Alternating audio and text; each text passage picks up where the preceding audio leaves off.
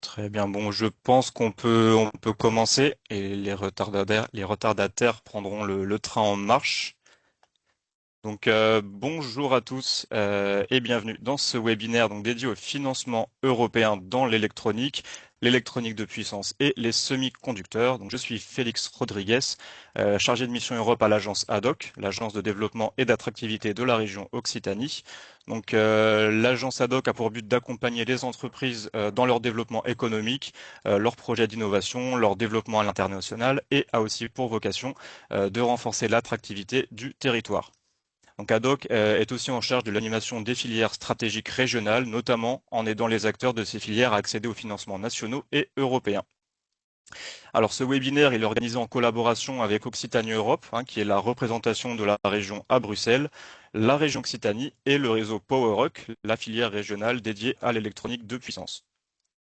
Ce webinaire, il intervient quelques jours avant la sortie d'une série d'appels à projets de la CHIPS GU, donc le programme européen dédié aux semi-conducteurs et l'électronique. Donc l'électronique étant une thématique transversale qu'on retrouve dans plusieurs programmes européens. On abordera également les opportunités de financement dans l'électronique et les semi-conducteurs, issus des programmes Horizon Europe, Digital Europe, Fonds européen de défense, le programme pour l'industrie européenne de la défense et la Clean Aviation. Donc, au programme de ce webinaire, donc les différents intervenants présenteront les opportunités de financement issues de ces différents programmes européens, les différentes manières de trouver des partenaires dans le cadre de projets collaboratifs. Et ensuite, on donnera la parole à deux lauréats et contributeurs dans des projets européens, donc avec l'entreprise Récif d'une part et le centre de recherche IRT Saint-Exupéry d'autre part. Et enfin, on finira par la présentation du centre de compétences français en microélectronique Astérix. Donc j'en profite pour remercier les intervenants du jour, à commencer par Vincent Lemot de l'association AENEAS pour sa présentation du programme CHIPS-GU, Émilie Vic du réseau Enterprise Europe Network pour son intervention sur l'offre de services du réseau EN, Janslier Rosevin de l'entreprise Récif, ainsi que Marina Labalette et Martha Bausac de l'IRT Saint-Exupéry, voilà, pour leur retour d'expérience. Et enfin Marielle Campanella du cluster Actantis pour sa présentation d'Astérix. J'en profite également pour remercier Marie Vaugeois d'Occitanie Europe, Aurora Zoret de la région Occitanie et animatrice de la Team Europe Occitanie, et Frédéric Sanson, animateur de la filière électronique de puissance, pour leur contribution à l'organisation de ce webinaire. Donc si vous avez des questions pendant les présentations, n'hésitez pas à les poser dans le chat dans un premier temps, et on y répondra lors des sessions de questions-réponses. Donc on en a prévu deux. La première, ça sera autour de 14h30. Et donc pour information, comme vous l'avez vu, donc ce webinaire sera enregistré et donc sera disponible en replay dans les prochains jours. Voilà, donc sans plus tarder, je vais laisser la parole à Vincent Lemot pour la présentation du programme européen CHIPS GU. Oui, merci Félix. Est-ce que vous m'entendez? Oui, très bien. Oui, Super. Eh ben, écoutez, bonjour à tous. Merci beaucoup à l'agence ADOC de m'inviter de nouveau pour cette présentation. J'ai eu la chance de participer à l'inauguration de l'initiative, donc j'en étais ravi. Désolé à ceux du COPIL qui auraient déjà vu une présentation un peu similaire. Évidemment, c'est des choses qui sont sur le temps long, donc les appels n'ont fait que se confirmer et maintenant ils vont bientôt ouvrir, notamment celui sur l'électronique de puissance. Mais voilà, de toute façon, on compte avec votre communauté rester en contact et faire en sorte qu'il y ait une belle participation française aux appels, certes de cette année, mais également des prochaines années. Donc, on peut commencer par la prochaine slide, s'il vous plaît. Donc, je vous parle depuis Eneas, donc on est basé à Paris. On est une association industrielle donc qui est européenne et focalisée donc sur les composants et systèmes électroniques avec un aspect R&D. Ça veut dire qu'on travaille vraiment sur les programmes de financement R&D dans le domaine, de la définition des priorités stratégiques jusqu'à la co-rédaction des appels à projets, des événements qui vont soutenir voilà, le fait que la communauté se rencontre et bâtisse leurs projets jusqu'à la valorisation de ces projets et même pour un programme de financement spécifique jusqu'à l'évaluation de l'avancée des projets. Donc voilà, on couvre vraiment tout ce scope et pour toutes ces raisons, on a près de 600 organisations qui nous ont rejoints, dont la moitié d'ailleurs sont des PME et donc ces entités viennent de partout en Europe. On voit quelques logos dans le cercle. Ce sont les membres de notre comité de direction qui représentent la morphologie de nos membres. Mais donc, c'est une très belle et très large communauté. Et sur la prochaine slide, on va voir vraiment notre cœur d'action, comme je l'ai dit, les programmes de R&D et principalement deux programmes qui sont très complémentaires. En fait, ChipsGU, dont je vais parler aujourd'hui et qui est très connu dans le domaine, mais également XICS, qui est un programme qui est sous Eureka.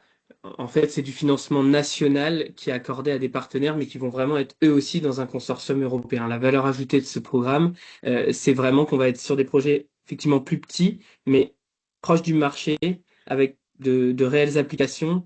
Et voilà, ça répond à d'autres besoins. Et donc, on voit même les grands groupes au sein de notre industrie qui participent vraiment à ces deux programmes. Mais passons à la prochaine slide parce que de toute façon, aujourd'hui, je suis venu pour parler de la ChipsGU. Un mot pour vous dire d'où on parle également, donc en vous parlant de la gouvernance.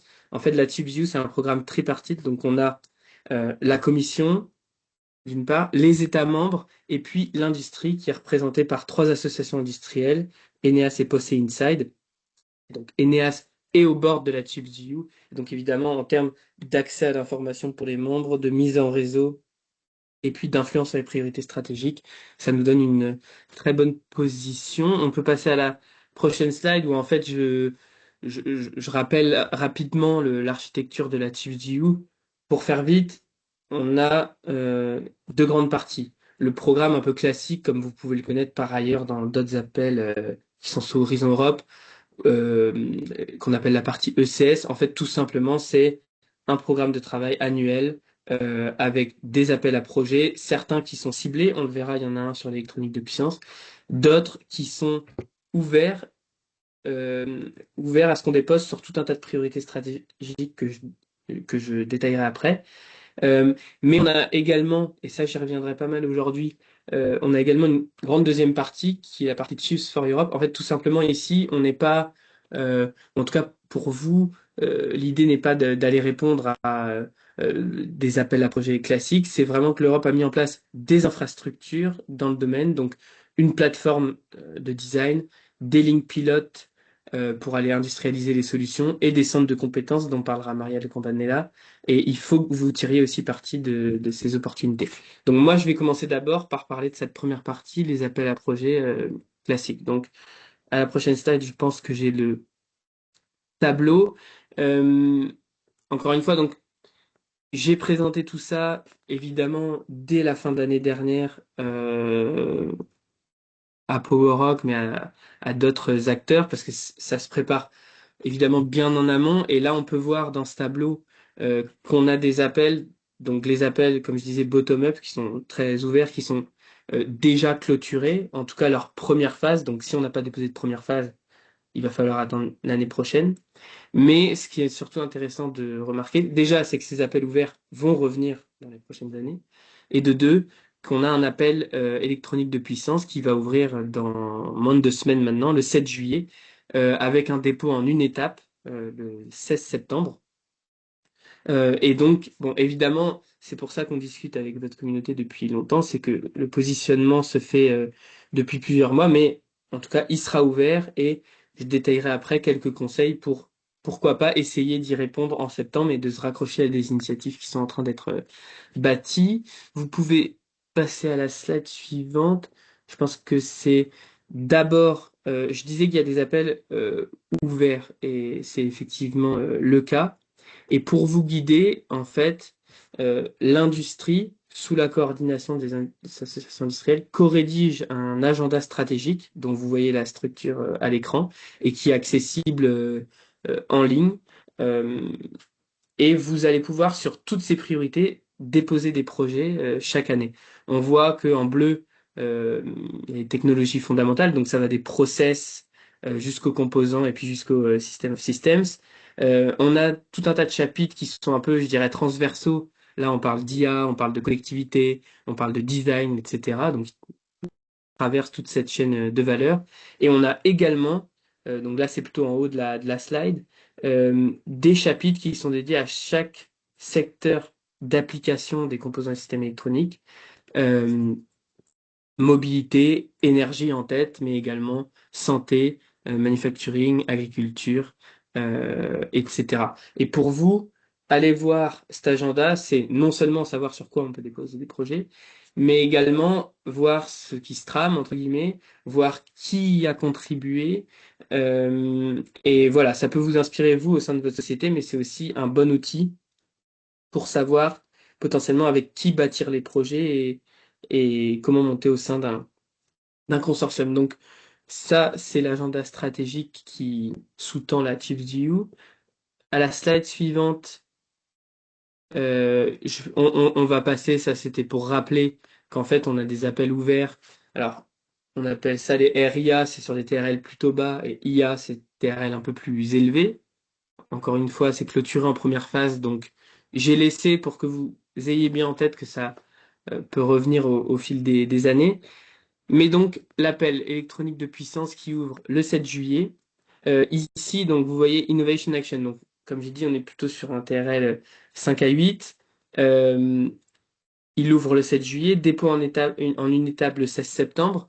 Euh, Ce que j'ai pas dit, et que je dois rappeler effectivement, c'est que dans ce programme, on reçoit deux types de financement au sein d'un projet. On reçoit une partie donc de l'Europe et une partie de son État membre. Donc ici, quand vous voyez que la contribution sera de 10 millions par projet, c'est une contribution globale, donc côté Union européenne. Mais en face de ça, on peut attendre par projet le même montant au total venu de l'ensemble des États membres qui seront représentés au sein du consortium. Donc c'est intéressant parce qu'on a cette double source de financement. Et donc encore une fois, là, ce que j'ai mis sur le taux de financement, ça concerne vraiment la partie Union européenne. Pourquoi j'ai pas mis directement en face les conditions pour chaque pays. Bon, déjà, évidemment, il y en a beaucoup, mais côté français, je pense que Félix reviendra dessus également. Voilà, c'est côté DGE et je ne sais pas encore si vous avez eu des informations à ce sujet, mais nous, donc, comme je dis, on a une association européenne, on ne connaît pas les conditions de chaque pays et donc je laisserai Félix revenir à ce sujet. Donc, c'est un appel sur l'électronique de puissance parce que, comme j'ai dit, il y a des appels spécifiques sur certains sujets sur lesquels l'Europe veut accélérer. Ça en fait partie, et donc c'est très intéressant évidemment pour vous. On parle de sécuriser l'amont, on parle d'accélérer le déploiement, de concevoir et tester plus vite. Et voilà, on parle d'industrialiser les technologies wide bandgap, de déployer les plateformes 300 mm, d'optimiser les dispositifs, d'ajouter des fonctions de contrôle capteur. Et évidemment, ça couvre toute la chaîne de valeur, vous le voyez sur ces quelques bullet points. Mais on va aller jusqu'au packaging, jusqu'à l'intégration hétérogène. Euh, et donc, euh, je mettrai les liens, je pense, dans les slides que je distribuerai vers l'appel in extenso. Ça fait 2 pages pour que vous voyez vraiment ce qui est attendu. Donc, on peut passer à la slide suivante. Ça, c'est une slide que j'avais fait. Alors, sur les projets qui ont été financés dans la TIFGU et chez ses prédécesseurs, il y en a certains Power Electronics, mais c'est plus globalement sur la mobilité.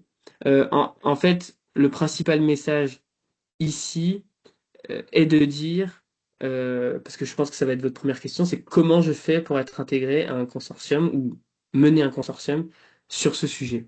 En fait, ce qu'il faut vraiment aller regarder en premier lieu, c'est quels projets ont été financés dans le passé, quels étaient leurs objectifs, qui étaient les acteurs qui étaient au sein de ces consortiums et comment je pourrais les rencontrer.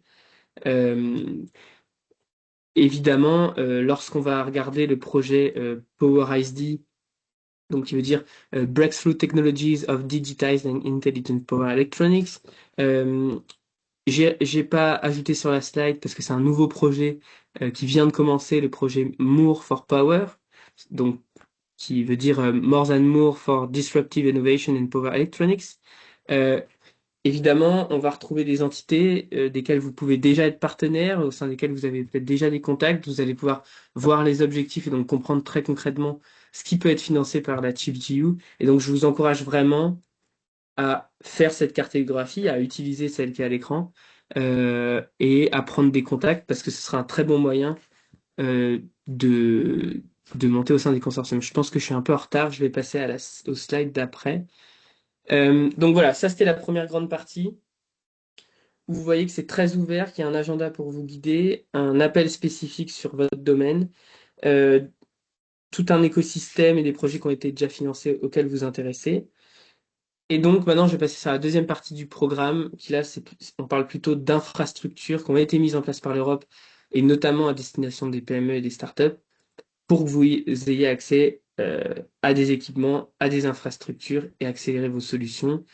Sur la slide suivante, et je vais les détailler très rapidement, je veux bien aller à la slide directement, j'ai inversé ensuite. Ah, Est-ce que j'irai pouvez celle-là. passer à la slide? Voilà, c'est ça exactement. Merci. La slide sur la design platform, parce que donc, la plateforme de design, ça part du constat euh, qu'on a un fort développement des entreprises fablaises, qui a des difficultés en termes de barrières à l'entrée, de financement en Europe.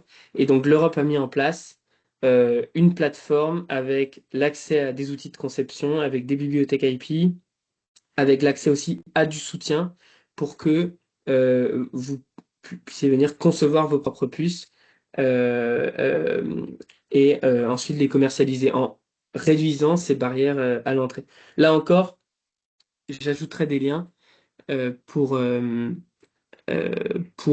accéder au site web et vous verrez que c'est très facile de faire une demande d'accès à ces outils et d'être en contact avec ceux qui gèrent cette plateforme. Je suis désolé, je suis presque essoufflé, il fait 40 degrés à Paris, mais je vais essayer de continuer. Et donc sur la slide précédente, euh, merci beaucoup. Les lignes pilotes, là on passe un peu à l'étape d'après. Donc l'Europe a mis en place des lignes pilotes pour tester, prototyper et qualifier des procédés donc dans des conditions quasi industrielles avant leur transfert vers la production. Et encore une fois, c'est l'accès à des infrastructures. Il y en a différentes que vous voyez à l'écran.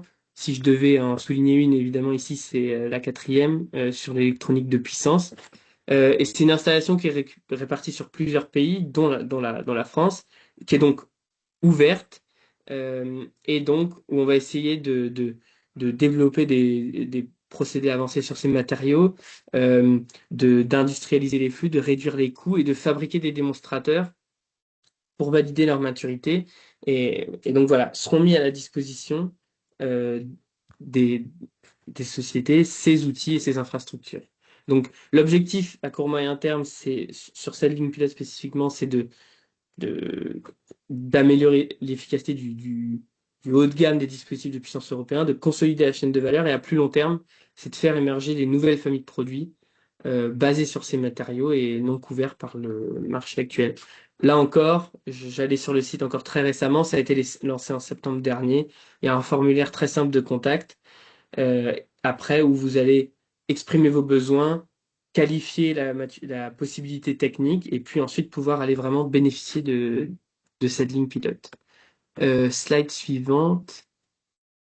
Voilà, donc la fait Competence Center, je vais évidemment pas l'évoquer. Euh, Quand j'ai fait mes slides, j'avais un peu oublié qu'il y avait une présentation à ce sujet. C'est juste pour dire qu'en fait, dans cette deuxième partie Tips for Europe, il y a évidemment l'aspect écosystème compétences qui est extrêmement important. Il y en a à peu près un par pays de Competence Center. J'ai été à vraiment un très bel événement de départ de lancement de ce Competence Center qui s'appelle Astéris, qui est un super nom. Et donc, évidemment, Marielle détaillera les activités. Euh, et en slide suivante, je pense que j'ai fini. Ça, c'est un dernier mot pour vous dire qu'évidemment, et je pense que ça aurait pu faire l'objet de questions, il y a un nouveau cadre de financement qui arrive à partir de début 2028. Je ne vais pas spéculer sur la forme que prendra la TÜV parce que c'est en discussion et honnêtement, il n'y a encore rien de prêt. Il y a des orientations stratégiques qu'on peut mentionner, certes. Ça, c'est une slide de la commission qui est assez récente, avec un constat simple et en deux mots, qui est de dire que voilà, la première mouture du CHIPS Act, donc qui sous-tend ce programme CHIPS-EU, a été très axée sur la mise en place justement de ces infrastructures, le renforcement de la chaîne de valeur. Là, on voudra un lien beaucoup plus renforcé avec les secteurs d'application, et donc c'est aussi valable pour nos écosystèmes. Et pour générer de la demande en Europe, vous voyez les secteurs qui sont identifiés, vous en faites partie. Et donc, nous, en tant qu'association industrielle, évidemment, c'est très important pour nous d'avoir toute la chaîne de valeur composant un système électronique, évidemment, mais aussi tous les acteurs et secteurs d'application. Si je vois automotive en premier, par exemple, Renault est au sein d'Eneas, donc j'en cite pas plein d'autres, Orange côté télécom, voilà. Et donc, on encourage vraiment les acteurs qui vont avoir des liens avec la communauté composant les systèmes électroniques à utiliser l'adhésion, la participation à nos associations industrielles pour euh, faire du lien et notamment bâtir des projets ensemble. Voilà. Sur la prochaine slide, voilà l'intérêt. Rejoignez-nous, vous avez mon email. Et j'espère vraiment que des acteurs de votre écosystème pourront monter au sein de ces projets et dans tous les cas venir aux prochains événements qui sont prévus. FX à Helsinki début décembre et puis l'événement de rencontre chaque année qui est organisé à Bruxelles en février prochain. Voilà, je vous encourage fortement à y venir. Merci beaucoup et désolé, j'ai un peu dépassé. Merci beaucoup, Vincent. Il n'y a pas de souci. Non, non, très intéressant. Merci beaucoup, Vincent, pour cette présentation. Alors en complément du coup du programme ChipsGU que vous venez de voir, donc on va trouver des opportunités de financement dans le domaine des semi-conducteurs ou des composants électroniques, dans plusieurs autres programmes européens un peu plus généralistes et sur des thématiques transversales comme la mobilité, l'industrie, le numérique. Donc on a effectué nous une sélection d'appels à projets encore ouverts du coup issus de ces programmes qui représentent autant d'opportunités pour développer, démontrer ou industrialiser des innovations. Donc à noter que on vous présentera que les appels dont la date de clôture est assez éloignée pour vous permettre de réfléchir à une éventuelle candidature.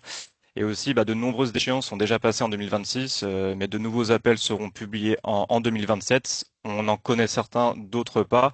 Donc en tout cas, on va essayer de vous présenter ceux qui ont été portés à notre connaissance à ce jour. Donc le premier programme où on peut trouver des opportunités de financement, c'est le Fonds européen de défense, le FED. Donc c'est le programme de l'Union européenne pour soutenir l'innovation et la coopération dans le domaine de la défense. Donc il est doté de 8 milliards d'euros pour la période 2021-2027, dont un tiers consacré aux actions de recherche et deux tiers aux actions de développement. Alors le programme, il est structuré autour d'appels à projets annuels et il couvre des thématiques comme le spatial, le cyber, les capteurs ou encore les technologies navales et terrestres. Donc à chaque fois, ce sont des projets collaboratifs qui doivent réunir au moins trois entités de trois pays membres de l'Union européenne. Et en plus de financer l'innovation, les projets du Fonds européen de défense représentent évidemment une très très bonne opportunité de développer des partenariats européens et d'accéder à de nouveaux marchés, notamment dans le secteur de la défense. Donc maintenant, on va regarder d'un peu plus près en quoi consistent les appels à projets qu'on a identifiés dans l'électronique, dans le programme Fonds européen de défense. Donc là, par exemple, le premier appel, Non-Thematic Development Actions by SMEs, ça c'est un appel qui est ouvert à toutes les thématiques, notamment donc l'électronique. Donc là, cet appel, il vise à transformer des technologies et des résultats issus de la recherche en produits destinés à la défense, notamment en adaptant des technologies issues d'applications civiles. Donc là, ce projet, il est exclusivement réservé aux PME. Pour l'appel suivant, Enhanced Cognitive Electronic Warfare System, là, les propositions doivent porter sur un démonstrateur de guerre électronique amélioré avec analyse intelligente des signaux. Donc là, le but de cet appel, c'est de développer des nouvelles technologies de défense ou d'améliorer des technologies existantes. Donc ces deux premiers appels, ce sont des Development Actions, donc ils financent des projets qui visent à développer, tester ou valider une capacité de défense, mais déjà mature technologiquement. Et ce sont des projets collaboratifs et les différentes activités de ces deux appels peuvent être financées jusqu'à 100% des dépenses engagées s'il y a plusieurs PME qui sont impliquées dans le projet. Donc c'est quand même très intéressant. Le dernier appel, donc avec un budget de 20 millions d'euros, là il y aura un seul projet financé. Dans les deux précédents, il peut y en avoir un ou plus. Dans le troisième, voilà, il n'y en aura qu'un. Donc c'est un Research Action, donc plutôt recherche fondamentale, donc avec un TRL bas. Donc le but principal du projet, c'est plutôt d'acquérir de nouvelles connaissances sur une technologie donnée avec un objectif exclusivement orienté vers des applications de défense. Par contre, ce projet-là, il sera financé à 100%. Donc vous avez jusqu'à fin septembre pour postuler sur un de ces 3 appels qui sont ouverts depuis février. Donc il n'est pas encore trop tard pour rejoindre des consortiums, sachant que le Fonds européen de défense rouvrira un programme, enfin de nouvelles vagues d'appels à projets en 2027. Donc on va parler maintenant du nouveau programme européen EDIP. Donc ça c'est le programme pour l'industrie européenne de la défense, dont l'objectif c'est d'augmenter la fabrication et accélérer la mise sur le marché des capacités de défense au niveau européen. Donc là, avec un budget de 1,5 million d'euros, le programme finance des actions de production et de sécurisation des approvisionnements, mais aussi de la montée en capacité industrielle grâce à des activités qui visent à faciliter l'accès au marché de la défense pour les entreprises, dont les PME, les entreprises de taille intermédiaire et les startups. À noter que cette fois, la Commission attribue des points bonus dans l'évaluation aux projets qui impliquent des PME ou des ETI. Donc pour l'instant, donc tous les appels ne nous sont pas connus dans le détail, mais à ce jour, il y a un appel qui a été identifié dans le domaine de l'électronique. C'est l'appel Key Electronic Components. Son objectif, c'est de renforcer les capacités de production industrielle de l'Union européenne pour les composants électroniques essentiels. Donc là, il va y avoir 6 projets financés à hauteur de 20 millions d'euros. Et ils pourront être financés jusqu'à 50% si les propositions de projet justement incluent des PME et des entreprises de taille intermédiaire et la candidature est à déposer en février 2027, ce qui laisse du temps. Donc là, il y a un autre programme où on retrouve très souvent de l'électronique, c'est le programme Digital Europe. Alors Digital Europe, ça finance l'adoption et le déploiement des technologies numériques. Le budget, il est de 8 milliards d'euros pour 7 ans, donc entre 2021 et 2027. Et son objectif, c'est d'accélérer la transformation numérique de l'économie et des administrations européennes, mais surtout de déployer à grande échelle ces technologies numériques déjà matures. Donc là, Digital Europe, ce qui est intéressant, c'est qu'il possède un volet semi-conducteur qui est complémentaire de la Chips EU. Donc il va financer les infrastructures, les compétences et le déploiement des technologies prévues par le Chips Act, alors que la Chips EU finance plutôt la R&D et l'innovation, par exemple. Donc, dans ce volet semi-conducteur du programme, donc là, l'Europe considère qu'un des principaux freins au développement de la filière, c'est la pénurie de main-d'œuvre qualifiée. Donc, l'appel Sectoral Digital Skills Academy pour les semi-conducteurs vise justement à remédier à cette situation en créant une académie des compétences numériques dans le domaine des semi-conducteurs pour former justement la main-d'œuvre de demain. Donc là, l'objectif, c'est d'établir des partenariats entre le monde universitaire, l'industrie et les pouvoirs publics. C'est aussi de promouvoir les parcours professionnels dans le domaine des semi-conducteurs, de mettre en œuvre des programmes d'études, mais aussi de mener des projets pilotes de formation au niveau régional ou local. Donc sur cet appel, les entités éligibles sont les universités, les centres de recherche, mais aussi les entreprises du secteur de semi-conducteurs, donc les PME, les startups, les entreprises de taille intermédiaire et les grands groupes, mais aussi les associations industrielles et les clusters. Donc si Digital Europe, ça finance l'adoption à grande échelle des technologies numériques, c'est Horizon Europe, donc qui est le principal programme de financement de la recherche et l'innovation en Europe, qui vise à soutenir le développement de projets innovants en proposant des appels à projets par thématique, donc l'énergie, l'environnement et le numérique, donc dont l'électronique. Donc pour la période 2021-2027, il dispose d'un budget de 95 milliards d'euros pour financer des appels à projets auxquels les entreprises et les startups ou encore les laboratoires peuvent participer seuls ou en consortium. Donc on a fait une petite sélection, alors non exhaustive, d'appels à projets issus d'Horizon Europe dans la thématique de l'électronique de puissance, les semi-conducteurs et l'électronique. Donc tous ces appels là que vous voyez, ce sont des projets IA. Donc ça ne veut pas dire intelligence artificielle, c'est Innovative Actions. Donc ce sont des projets collaboratifs et alors voilà, les projets financés par ce type d'action, ça vise à démontrer, tester, valider ou déployer des solutions innovantes proches du marché. Donc sur l'échelle TRL, on est plutôt entre le niveau 5 et 8. Et sur ce type d'action là, les structures publiques et académiques sont financées à 100% et les entreprises à 70%. Donc là, l'intérêt de ces projets, en plus de financer l'innovation, c'est notamment d'accélérer la mise sur le marché de nouvelles technologies et d'accéder à de nouveaux marchés européens, voire internationaux. Toujours dans Horizon Europe, donc là on retrouve le dispositif EIC qui vise à soutenir les innovations de rupture et les technologies à fort potentiel de marché et à aider les startups, les PME innovantes et les chercheurs à transformer une innovation prometteuse en succès industriel et commercial. Donc là, ces appels à projets ils financent des technologies en phase de recherche, des technologies en phase de maturation et le développement final d'une innovation ainsi que sa mise sur le marché. Donc sur ce dispositif, les entreprises sont les principales bénéficiaires, notamment les startups qui développent des innovations à fort risque technologique. Et à la différence avec les autres appels d'Horizon Europe, c'est que l'EIC cible les innovations plus ambitieuses et surtout toutes thématiques confondues. Donc voilà, l'EIC dispose de plusieurs dispositifs, notamment l'EIC Pathfinder Open, donc qui finance des projets d'innovation à TRL bas à 100% des dépenses engagées. Donc là, les projets doivent être menés obligatoirement en consortium. On retrouve ensuite l'EIC Transition Open, qui vise à transformer des résultats de recherche en innovation exploitable. Donc là, il finance des technologies à TRL intermédiaire et il est financé toujours à 100%. Là, par contre, à la différence de l'EIC Pathfinder, les projets peuvent être soit collaboratifs, soit individuels. On va retrouver aussi l'EIC Accélérateur Open, donc qui vise à améliorer une innovation déjà mature. Donc là, cet appel, il est dédié au projet d'innovation à TRL haut et financé cette fois à 70%. Et sur cet appel, par contre, les projets doivent être portés par une seule structure.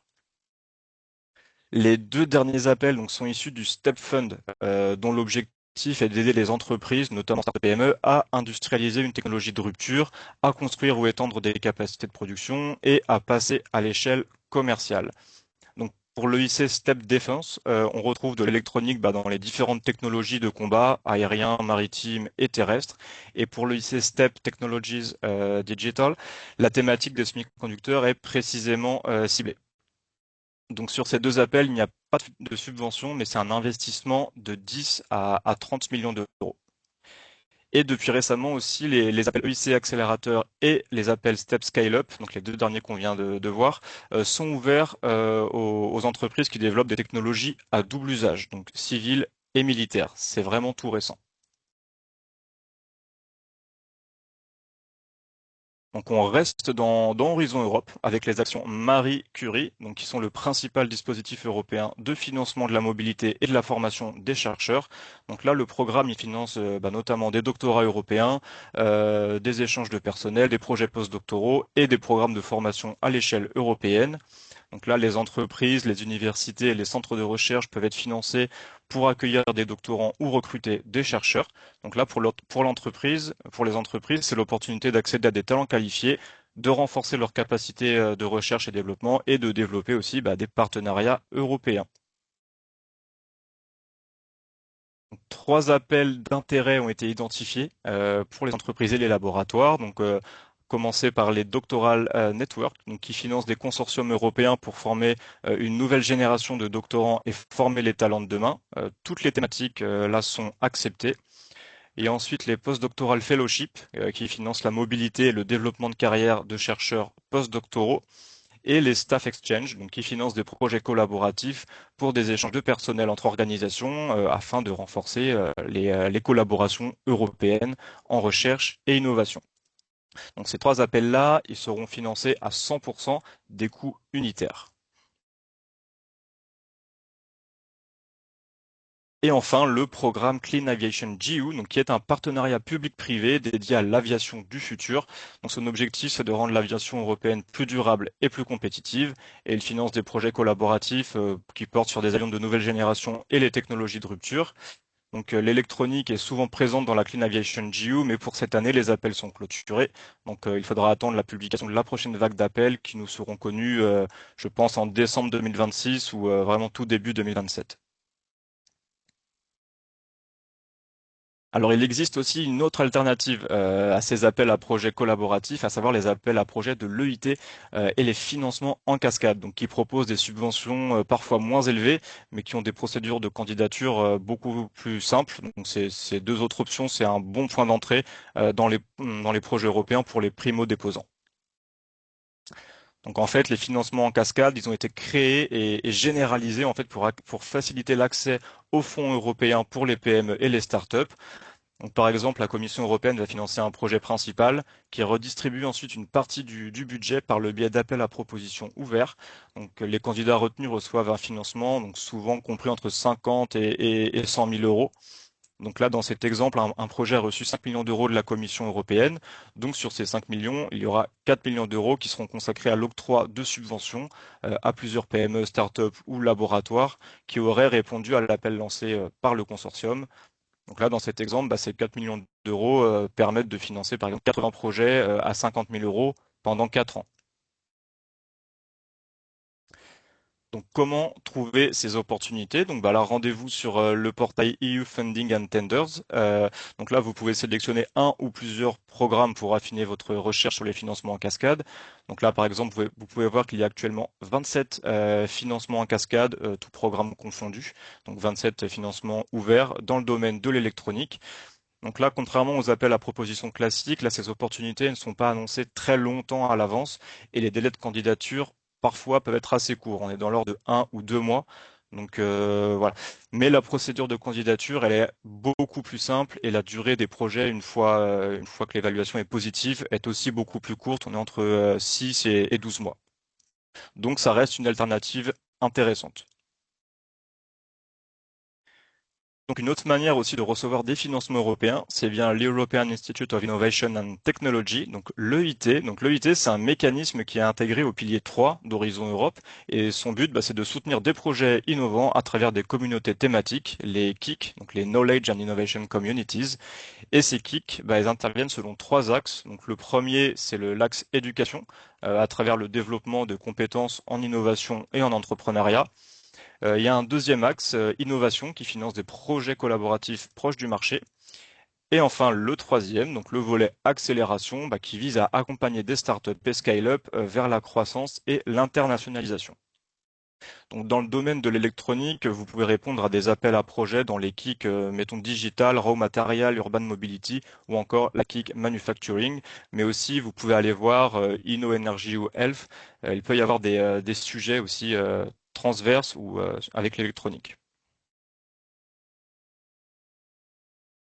Donc pour consulter les appels à propositions des différentes KIC, vous pouvez vous rendre sur le site officiel de l'EIT et sélectionner la KIC de votre choix. Donc là, vous aurez accès à toutes les opportunités en cours et à venir. Et vous y trouverez des appels à projets innovants, notamment dans l'électronique. Voilà, alors j'en ai fini de mon côté pour ce tour d'horizon des opportunités de financement européen dans l'électronique. Donc avant de passer à la seconde partie, donc on va marquer une petite pause donc pour une première session de questions-réponses sur les programmes que vous venez de voir. Donc si vous avez des questions, n'hésitez pas à les poser. Et si vous souhaitez plus de détails sur un de ces appels ou si vous souhaitez connaître davantage d'appels à projets sur l'électronique, vous pouvez toujours bien sûr nous recontacter à l'issue de la réunion. Donc voilà, n'hésitez pas à poser vos questions. Je ne sais pas s'il y a des questions sur le chat d'ailleurs. S'il y en a. Oui. Alors, je suis pas sûr si j'ai accès au chat, moi. La première, Ouais. c'est plus général, c'est ce qu'on a prévu de mettre les présentations dans le chat, ou à On les, disposition des participants du moins. on les enverra par mail, oui. Voilà.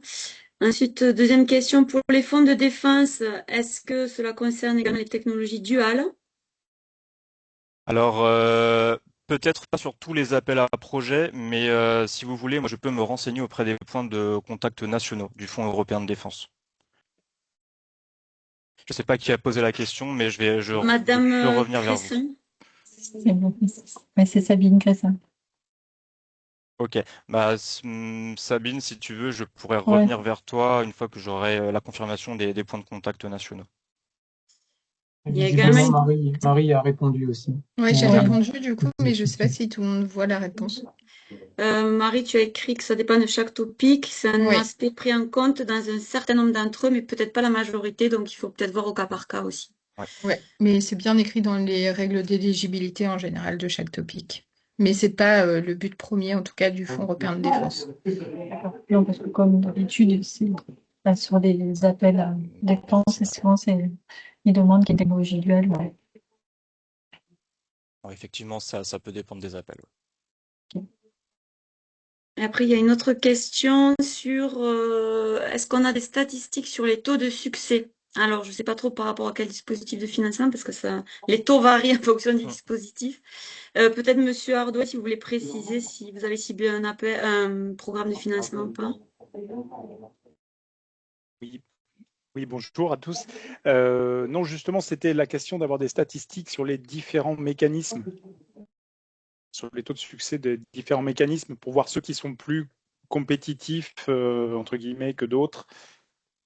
Oui, alors effectivement, ils sont connus, on peut les avoir. Là, je les ai pas mis dans la présentation, effectivement, mais on peut revenir vers vous avec des statistiques. Oui, il y a notamment sur Horizon Europe, il y a un dashboard qui synthétise un petit peu tout ça, tous les taux de succès par cluster dans Horizon Europe, par exemple, mais aussi par mécanisme, UC Pathfinder, transition. Donc oui, on peut revenir vers vous avec les taux de succès, il n'y a pas de problème. Je ne sais pas si vous Ça serait aviez en tête un intéressant, merci. Oui. mécanisme en particulier. Non, pas un en Non? particulier, c'était pour essayer de monitorer un peu tout ça et de savoir un peu bah voilà, quels sont en fonction d'un point de vue purement statistique les taux de succès. Alors bien entendu, je sais que ça dépend aussi des consortiums, du poids de chaque consortium et de l'adéquation des propositions, de la qualité, etc. Mais c'est vrai que quand on part sur un appel d'offres avec 5% de taux de succès, on sait que voilà, ça va être dur. Mm, mm. Alors, à notre connaissance, c'est un peu le cas pour le IC, puisque c'est un dispositif très, très sélectif. Et voilà. Après, pour le reste, Félix vous les communiquera, je pense. Oui, oui. Sur les appels à projets d'Horizon Europe du cluster 2, je pense qu'on est autour de 16 à 25% de taux de succès en fonction des clusters et des appels, évidemment. Mais oui, c'est assez variable. Oui, c'est ce que j'allais dire, parce que les taux de succès, enfin voilà, si on regarde, c'est plutôt intéressant au niveau de chaque topic sur les thématiques en question de regarder les taux de succès global, bon, hormis voilà, par exemple un dispositif comme le IC où on sait qu'effectivement il y a beaucoup de compétition, mais sinon c'est plutôt compliqué à définir.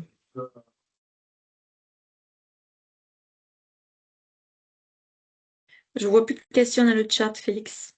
Ouais, ok. Bah, on peut avancer. De toute façon, il y aura une seconde session de questions-réponses à la fin.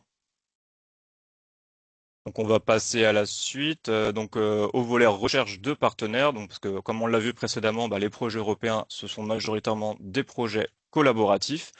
Donc en fait, une fois que vous avez identifié un appel à projet qui vous intéresse et que vous avez une idée de votre implication dans le cadre de cet appel, l'étape suivante, ça va être de trouver les bons partenaires pour garantir le succès du projet lors de l'évaluation, mais aussi lors de sa mise en œuvre, si l'évaluation est positive. Donc là, à ce jour, il n'y a pas de plateforme qui recense les consortia en formation sur chaque appel, mais il y a quand même plusieurs possibilités qui s'offrent à vous. Donc, dans un premier temps, vous pouvez commencer par sonder ou mobiliser votre réseau personnel à l'échelle européenne, voire française, voir s'ils sont intéressés ou s'ils sont déjà impliqués dans un consortium, ou et si vous pouvez les rejoindre. De son côté aussi, la Commission européenne a quand même mis en place plusieurs canaux pour faciliter la mise en relation entre différentes organisations. Donc là, on va les voir tout de suite après. Et on peut aussi mentionner les différents réseaux européens qui peuvent vous aider à entrer en contact avec des organisations à travers l'Europe, notamment le réseau EEN avec Émilie qui vous présentera ça tout de suite. Et on peut aussi mentionner les pôles de compétitivité auxquels vous adhérez et nous à l'agence ADOC qui pouvons exploiter nos relations bilatérales pour trouver des partenaires potentiels à l'Europe. Donc voilà, une première façon de trouver des partenaires, donc ça consiste à consulter le site EU Funding and Tenders dont on a parlé tout à l'heure. Donc là, toutes les organisations ont la possibilité soit de manifester leur intérêt, soit de rechercher une expertise spécifique sur ce site dans le cadre d'un appel à proposition. Donc là, pour trouver des annonces de partenaires, sélectionnez l'appel à proposition qui vous intéresse et utilisez la fonctionnalité Partner Search pour trouver les organisations qui ont soumis des demandes de partenariat. Ensuite, pour évaluer la crédibilité et l'expérience de l'organisation à l'Europe, vous pouvez vérifier le nombre de projets européens auxquels l'organisation a participé. Là, par exemple, l'entreprise a participé à 58 projets, donc on peut supposer qu'elle a pas mal d'expérience. Et ensuite, vous pouvez ensuite contacter l'organisation directement sur la plateforme ou sur leur adresse mail si elle est mentionnée dans la description. Alors une autre façon de trouver des partenaires, et Vincent en parlait un petit peu tout à l'heure, ça consiste à consulter le site web Cordis qui répertorie tous les projets européens déjà financés. Donc sur ce site, vous ne trouverez que des lauréats de projets européens, donc des organisations qui ont déjà au moins une expérience à l'Europe. Donc là, vous pouvez y trouver des partenaires dans votre domaine, notamment des coordinateurs de projets, et les contacter directement pour discuter d'éventuelles collaborations dans le cadre d'appels à propositions. Donc là, vous pouvez filtrer votre recherche par programme, par langue, par date, par domaine scientifique, même par mots-clés, voilà, pour affiner la recherche. N'hésitez pas également à solliciter les pôles de compétitivité auxquels vous êtes adhérent et qui sont très souvent en lien avec leurs homologues en Europe et qui peuvent vous mettre en relation avec les adhérents d'autres pôles de compétitivité. Mais également nous, comme je le disais tout à l'heure, l'agence ad-hoc. Donc nous, on a développé depuis maintenant plusieurs années des relations bilatérales avec des régions européennes parmi les plus dynamiques en matière d'innovation, notamment la Catalogne via l'Euro-région, la Norvège, l'Écosse, mais aussi trois Länder allemands. Donc on peut mentionner Hambourg, la Saxe et le Baden-Württemberg. Et à noter qu'à Dresde, du coup en Saxe, se trouve le plus grand cluster ou un des plus grands clusters en microélectronique d'Europe, la Silicon Saxony, avec qui des échanges sur l'électronique ont déjà eu lieu par le passé et ont des adhérents qui sont régulièrement impliqués dans les projets européens. Donc voilà, si vous le souhaitez, on peut vous mettre en contact avec ce genre de cluster, ce genre d'organisation à travers l'Europe. On peut également mentionner le réseau des points de contact nationaux, les PCN. Donc là, c'est un réseau d'accompagnement mis en place par chaque État membre de l'Union européenne dans chaque programme européen. La mission des PCN, c'est de fournir un accompagnement personnalisé aux candidats aux appels à projets. Donc ils fournissent par exemple des informations complémentaires sur les règles de participation, mais ils peuvent aussi aider à la préparation des propositions de projets et fournir des conseils de rédaction à travers des formations et des ateliers. Et ils permettent justement de mettre en relation différents partenaires européens entre eux. Donc voilà, n'hésitez pas aussi à les solliciter. Et voilà, vous trouverez le lien donc des PCN français, des différents programmes sur cette slide qu'on vous enverra en même temps que l'ensemble de la présentation. Et vous pouvez aussi d'ailleurs vous inscrire à leur liste de diffusion pour recevoir régulièrement des informations sur les demandes de partenariat. Et enfin, la représentation de la région Occitanie à Bruxelles, l'association Occitanie Europe. Alors j'ai vu qu'il y avait Marie Vaugeois, donc je ne sais pas Marie si tu peux prendre la parole. Ouais. Oui, merci Félix. Ouais. Bonjour à toutes et tous. Donc moi c'est Marie, je travaille donc pour le bureau de la représentation régionale à Bruxelles, Occitanie Europe. On est une association, donc notre membre principal c'est la région Occitanie. On travaille aussi avec la CCI, les universités, les métropoles et les communautés d'agglomération. Voilà, c'est un partenariat assez large d'un peu plus d'une vingtaine de membres.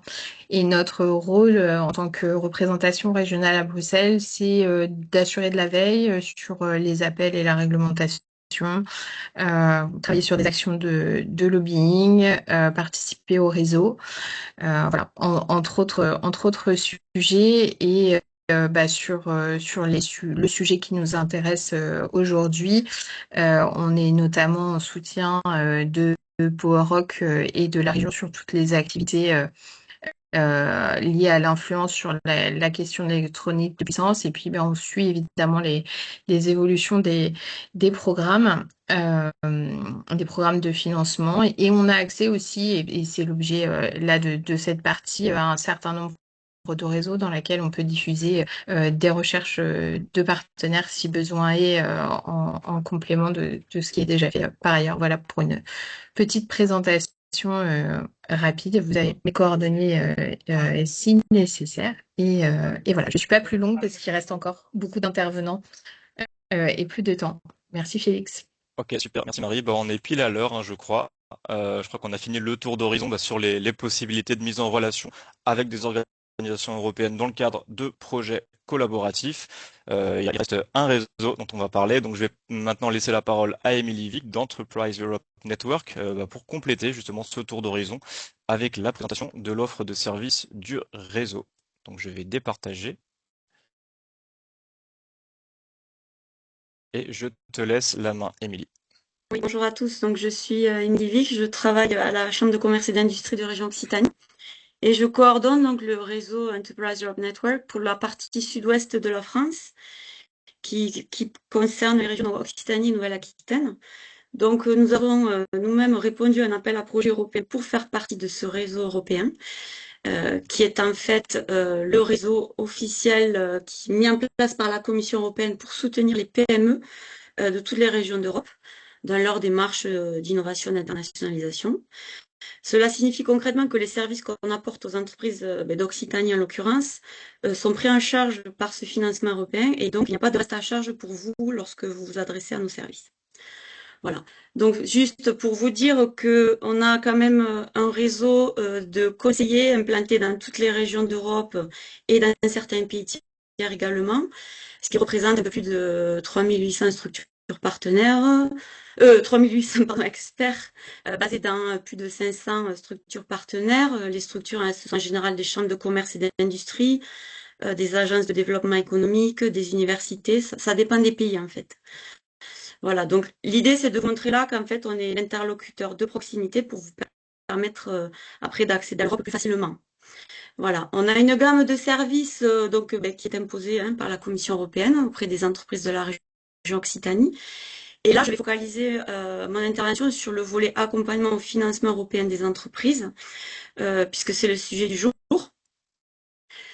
Parce qu'en fait, dans le cas de notre réseau, nous pouvons apporter un accompagnement assez global sur l'accès au financement européen aux PME de la région Occitanie, puisque on va vous aider à identifier les appels. Alors, Félix vous a montré les grandes lignes. Il a déjà fait un travail exhaustif. Après, nous, on le fait sur tous les projets d'entreprise et tous les dispositifs de financement européen qui peuvent dépasser l'électronique de puissance. Donc voilà, on va vous aider à identifier le bon appel. On peut vous aider également à préparer donc votre candidature. Ensuite, on va également vous aider dans la phase post-évaluation et signature du contrat avec la Commission européenne, et également la mise en place du projet une fois que vous avez été sélectionné. Mais voilà, ici c'est un peu le détail pour vous dire que en fait on va analyser avec vous votre projet et dans ce cadre identifier le bon dispositif de financement.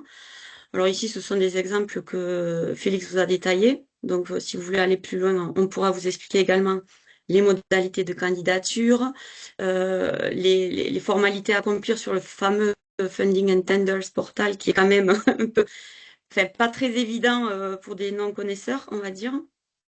On peut vous expliquer également toutes les spécificités de l'appel. Voilà. Après, par rapport à la recherche de partenaires, donc vous avez vu qu'il existe pas mal de choses. Nous, en fait, on va focaliser la recherche de partenaires donc en Europe principalement. Pour ce faire, en fait, nous allons nous appuyer sur nos collègues également présents dans toutes les régions d'Europe qui eux-mêmes connaissent les entreprises de leur territoire, ce qui fait qu'on peut mettre en relation les entreprises de manière assez qualifiée par rapport à un projet. Voilà, donc sur la base de également votre stratégie de financement, quel appel on a ciblé et après, voilà, quel partenaire serait pertinent par rapport à votre projet. Donc pour ce faire, en fait, dans le cadre du réseau, on a plusieurs outils dont vous pourrez bénéficier. On a des plateformes de mise en réseau, de networking, qui sont ouvertes et qui sont portées par notre réseau et qui permettent d'avoir des profils d'entreprise qui offrent ou qui recherchent des compétences, des technos, etc. Donc ça, c'est un outil, par exemple, là, je vous ai mis, on a actuellement une plateforme ouverte sur le fonds de défense qui vous permet de vous faire identifier également, de manière anonyme dans un premier temps, bien sûr, et d'identifier des entreprises européennes qui seraient partantes pour aller sur ce dispositif-là. Voilà.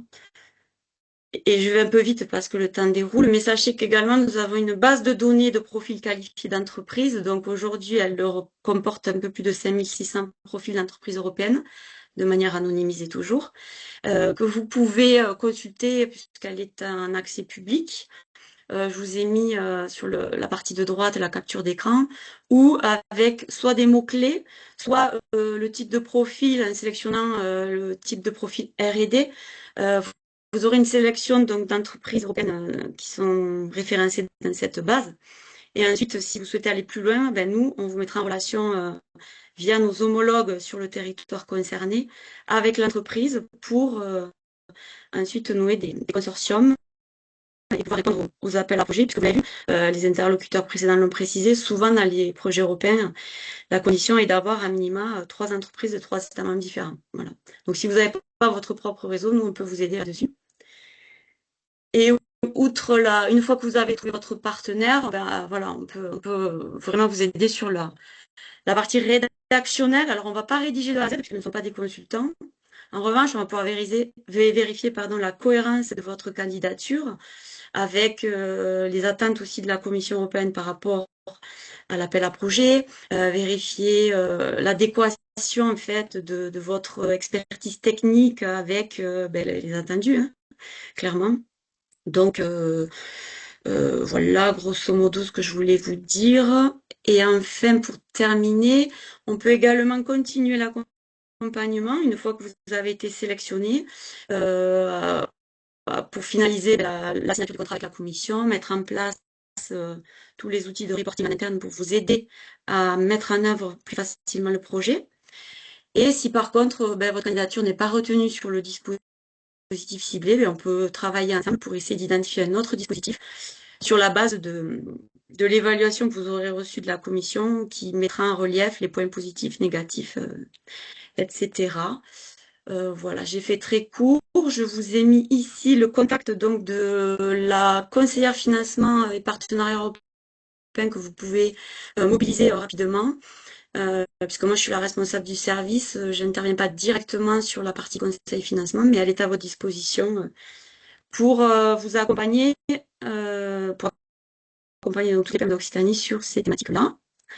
Je vous remercie, puis je reste à disposition si vous avez des questions. Très bien, merci beaucoup Émilie. De toute façon, on va diffuser effectivement la présentation et les contacts par mail, comme ça les contacts seront plus faciles.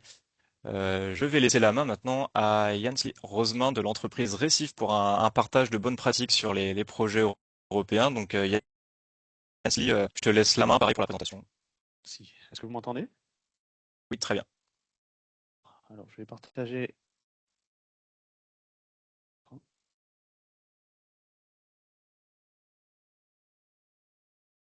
Ça arrive.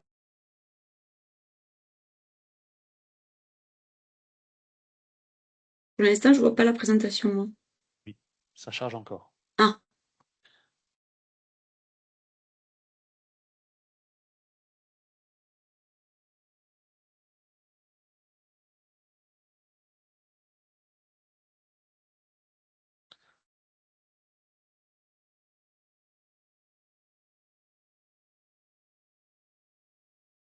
Alors, je crois que ça a bugué. Ça charge, mais je vois rien qui s'affiche.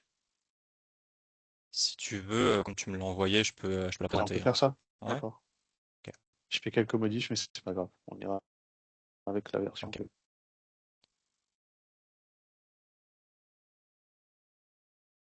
voyez la présentation déjà? Oui, c'est bon. D'accord. Je vais y aller à l'aveugle parce que moi, je vois pas. Ah. Donc, bonjour à tous. Je suis Yann Rosemin, donc de Récif Technologies. Donc, je m'occupe du marketing et des projets collaboratifs, entre autres, chez Récif depuis environ 5 ans. Donc, prochaine slide. Donc, c'est bon. Pour mettre un peu en contexte, juste pour expliquer qui est Récif et ce qu'on fait, pour que vous compreniez à quoi servent nos machines et comment on l'intègre dans les projets collaboratifs. Donc, on est une société basée à Toulouse, donc à Blagnac plus précisément. Donc, on a été créé en 1985 et on a toujours été dans le domaine du semi-conducteur et notre expertise est dans la manipulation de wafers. Donc, aujourd'hui, on a 2 produits que vous voyez à l'écran à gauche. Donc, en haut est la compacte et en dessous la smart. Donc, les 2 machines sont utilisées pour trier les wafers. Ça s'appelle des sorteurs pour le tri de wafers. Donc, on va prendre les wafers, les aligner, les identifier et les ranger dans des boîtes différentes selon la demande du client. Ensuite, on est aujourd'hui dans le groupe Accurant Technologies. Donc, c'est quelque chose qui est assez nouveau depuis 3 ans. Récif aujourd'hui est une PME au niveau national, au niveau international, on fait partie d'un groupe. Donc, on est considéré comme ETI. Prochaine slide. Donc, Ici, on voit un peu l'expérience de Récif. Donc, ça fait 40 ans, 41 ans depuis que Récif existe. Et depuis toujours, on était dans la manipulation de wafer. On a commencé par la manipulation manuelle avec des systèmes sous vide. Et rapidement, dès les fins d'années 90, on a basculé vers le wafer 300 mm avec des systèmes 100% automatisés. Donc, durant ces 40 ans, nous avons travaillé avec plusieurs partenaires sur plusieurs projets collaboratifs. Donc, on voit NGC 450 et TSVND qui sont les principaux projets dans lesquels Récif a été leader. Et aujourd'hui, pour faire simple, on a les deux produits que vous voyez encore une fois, la Smart et la Compact. Et aujourd'hui, on travaille sur les fonctions avancées de ces machines, qui est de la purge ou de l'inspection intégrée dans le sorteur. Next slide, please. Donc, quelques chiffres par rapport à Récif. Donc, aujourd'hui, Récif est une petite société, mais internationale. Donc, on fait 83% de notre chiffre de ces dernières années en Asie, 10% aux États-Unis et 7% en Europe. Aujourd'hui, on a 2 filiales, États-Unis et Taïwan, qui sont en rouge. Et 100% des machines sont fabriquées en Occitanie, à Blagnac. Donc, on est présent sur 12 continents, avec des représentants qu'on voit en gris, que ce soit pour la vente ou le support. Et on voit la concentration en Asie, vu que la plupart du business est en Asie. Et les employés Récif aujourd'hui, on est 68 personnes. On a beaucoup de fournisseurs qui se trouvent en Occitanie pour la fabrication de machines. Et à Récif, on assemble, on paramètre et on envoie au client. Mais 100% de la machine est designée par Récif, que ce soit le hardware et le software. Et aujourd'hui, on a, enfin, depuis qu'on est dans le 300 mm, on a expédié plus de 1400 machines dans le monde. Donc, juste pour info, Récif aujourd'hui est une nouvelle année pour nous parce que on va s'étendre, on va faire une expansion au mois d'août, donc à partir de septembre, on sera à côté du 8 dans les nouveaux bâtiments pour ceux qui connaissent, et on double de capacité. Donc aujourd'hui, comme je vous disais, on a deux produits, la Compact et la Smart. Donc à droite, la Compact pour du volume, des wafers standards, et à gauche, la Smart, comme le nom le dit, il est un peu plus intelligent, et il est plus versatile, il est capable de manipuler plusieurs types de wafers, il est plus gros, et à l'intérieur, on a de la place pour mettre plus d'options. Et dans les projets, on se concentre sur cette machine pour ajouter de la valeur à un sorteur. Donc aujourd'hui, ces machines, où est-ce qu'ils sont? Donc dans le monde, on voit que la plupart, c'est en Asie. Il n'y a pas de surprise par rapport à ce qu'on a vu juste avant.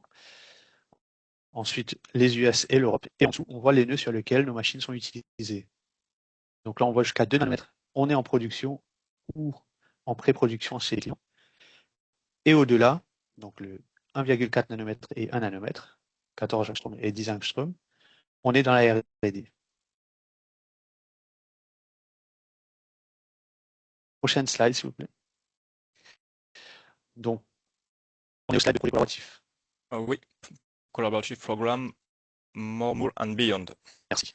Donc, sur cette slide, on voit tous les projets dans lesquels Récif a participé ces 15 dernières années. Donc, on voit qu'il y en a pas mal. Et tout en dessous, on voit les deux projets pilotés par Récif, donc NGC 450 et TSVND. Et ensuite, tous les autres qui sont au-dessus sont des projets pilotés par ASML, donc le leader du projet ASML, dans lesquels Récif a participé collaboration avec l'IMEC. Donc l'IMEC qui a les lignes pilotes de tous les projets des différents nœuds avec lesquels on va travailler pour démontrer nos développements ou nos nouvelles fonctionnalités sur ces lignes pilotes. Donc aujourd'hui, comme on le voit, on est autour des 1 nanomètre avec les projets 14CMOS jusqu'à ACT10. Donc on a une longue expérience avant que j'arrive, bien avant, jusqu'à maintenant, on participe dans tous les projets collaboratifs l'idée par ASML. Prochaine slide, s'il vous plaît. Donc on voit les deux projets collaboratifs principaux, donc NGC 450 et TSVND. Pourquoi Récif a l'idée ces projets? C'est parce que les projets sont en lien direct avec l'expertise de Récif, qui est la manipulation de wafer. Donc NGC 450, c'est pour la manipulation de wafer 450 mm, dans le projet dans lequel Récif a développé son IFEM. Et ensuite TSVND, où nous avons eu deux démonstrateurs, qui est la manipulation de différents types de wafer, 300 mm, que ce soit wafer fin, transparent, warpé, et le wafer on-frame qu'on appelle aussi 380. On voit ici, on a aussi développé des frames, donc des machines connectées à d'autres machines de process de lithographie. Donc la machine récif est utilisée pour la partie manipulation du wafer. Et enfin à droite, aujourd'hui nous travaillons, comme je l'ai dit au début, sur des nouvelles fonctionnalités, donc à apporter de la valeur à nos machines, que ce soit pour de la pioche, pour de la propreté avancée, pour les nœuds avancés, et de l'inspection, donc rajouter de la valeur à ce point qui est du tri du wafer, pour avoir des images ou de la mesure qui soit faite très rapidement à cette étape, qui aujourd'hui n'existe pas. Donc, dernière slide. Donc, comment collaborer? Donc, c'est ici que j'ai fait quelques modifications. Malheureusement, on ne va pas pouvoir les voir. Donc, je vais vous parler de l'expérience de Récif. On a vu ici qu'il y a pas mal d'organismes et d'outils qui sont mis en place pour se tenir au courant ou pour favoriser la collaboration. Donc, je vais vous parler un peu comment nous on fait et ce qu'on pourrait conseiller. Donc, c'est bien sûr de suivre les informations, donc suivre les appels à projets, avoir des newsletters par rapport au sujet ou aux filières qui nous intéressent. Ensuite, c'est de participer surtout aux networking events qui sont organisés par différents organismes, que ce soit AENEAS, PPI, Minalogic ou ADOC et autres.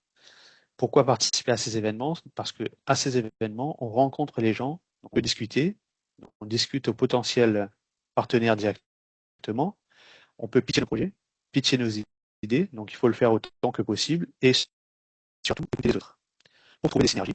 Donc le but, peut-être qu'avec un partenaire seul, on ne peut pas collaborer, mais une fois qu'on est 2, 3, on arrive à trouver des liens et placer notre produit pour faire un nouveau projet. Donc ce que j'ai oublié de dire, c'est que tous les projets, bien sûr, quand on y va, il faut que ça soit aligné avec notre roadmap. Parce que bon, tout le monde participe dans des projets pour développer des fonctionnalités ou des nouveaux produits qui va apporter de la valeur à son produit, à son entreprise. Donc, le but, c'est de parler aux gens pour trouver des synergies dans lesquelles on peut, par exemple, pour Récif, souvent, on est le démonstrateur dans lequel d'autres partenaires vont installer des modules pour démontrer leur technologie. Et nous, on profite de ce partenariat pour développer des connaissances, soit sur la robotique ou sur de la métrologie, par exemple, avec ces partenaires. Et ensuite, on installe nos machines chez un démonstrateur, donc par exemple IMEC ou autre organisme, le CEA ou même ST Microelectronics par exemple, pour faire une démonstration. Et de l'autre côté, chez qui on fait la démonstration, ils peuvent utiliser cette machine pour tester des nouvelles choses, comme nous dans nos projets où on vient tester les wafers de nodes avancés et pour les utiliser en termes de propreté de notre machine. Donc on développe des machines très très propres avec des spécificités nécessaires pour le développement de ces types de puces à nœuds avancés. Donc l'IMEC a un sorteur avancé capable de manipuler les wafers spécifiques à ce type de développement. Donc le but, c'est de trouver ce genre de synergie pour monter un projet. Donc l'objectif, c'est de monter un projet et de livrer les délivrables qu'on a annoncés. Et pour vous expliquer comment on fait chez Récif, donc chez Récif, c'est moi qui fais la partie, tout ce que je viens d'écrire. Donc je vais me renseigner, rencontrer les gens, monter les projets. Bien sûr, on est aligné avec la R&D.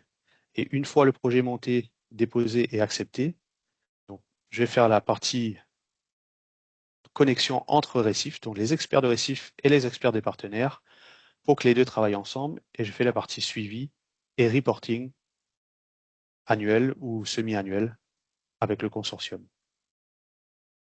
Donc voilà ce que je peux vous dire par rapport au projet collaboratif et Récif. Ok, très bien. Merci beaucoup, Yansli. C'était très éclairant. Merci pour ton intervention. Maintenant, je vais laisser la parole à Marina Labalette et à Martha Baussac de l'IRT Saint-Exupéry. Est-ce que vous nous entendez? Oui, très bien. Oui. Je vais mettre comme ça sera plus simple. Bonjour à toutes et à tous, et je vais partager mon écran. Hop. Commence par la fin. On va commencer par le début quand même. Est-ce que vous voyez mon écran? Oui. Très bien. Donc, en effet, donc moi, je suis Marina. Je suis accompagnée de ma collègue Martha. Donc, moi, à l'IRT Saint-Exupéry, je suis chef de projet. En ce moment sur 3 projets européens. Donc, voilà, l'idée c'est de vous partager un petit peu du côté opérationnel ce qu'est notre quotidien. Et du coup, Martha, je te laisse Moi, je présenter. suis contract manager à l'IRT et je m'occupe du reporting financier surtout, mais j'ai déjà été 2 fois coordinateur des projets européens, une fois dans le programme FP7, donc avant 2010, et une autre fois le programme H2020, donc l'année 2000. Voilà. Donc, si je vais partager un petit peu des choses que j'ai appris et que je pense que sont essentielles, que ça nous intéresse à tous. Ouais. Si vous avez des questions, n'hésitez pas à nous interrompre au fil de l'eau. Je pense que ça sera plus intéressant, plus dynamique. Donc, dans un premier temps, juste pour ceux qui ne connaissent pas l'IRT, voilà, je vais très rapidement présenter ce qu'est l'IRT, l'Institut de recherche technologique. Donc, on fait partie de ce qu'on appelle la French Institute Technology, où on est 15 IRT et ITE. ITE voulant dire Institut pour la transition énergétique. On est répartis sur le territoire national, comme vous pouvez le voir ici sur la carte de la France. Je veux dire les IRT et les ITE. Nous, en ce qui concerne l'IRT Saint-Exupéry, on est localisé à 3 emplacements, le principal étant ici à Toulouse dans le sud-ouest. On a des bureaux, en fait, des plateformes même et des ingénieurs et chefs de projet basés à Bordeaux qui travaillent principalement sur les matériaux et aussi une petite équipe à Sophia Antipolis qui travaille principalement dans le domaine des technologies intelligentes. Donc nous, on a, donc si on remonte à l'identité en fait de l'IRT, on est un institut donc de recherche intégrée et collaborative ou un centre de recherche privé pour donner la définition exacte, avec des membres fondateurs que vous voyez ici, comme le CNRS, Actia, Airbus, Thales, Liebherr, voilà, qui sont garants en fait de la cohérence technologique et scientifique des projets avec la feuille de route du coup de ces différentes industries. Donc nous, dans notre vision, alors notre objectif, je passe vite, hein, mais je vais plutôt aller là, c'est de travailler à l'interface entre les laboratoires publics et les industriels pour faire cette recherche multipartenariale intégrée.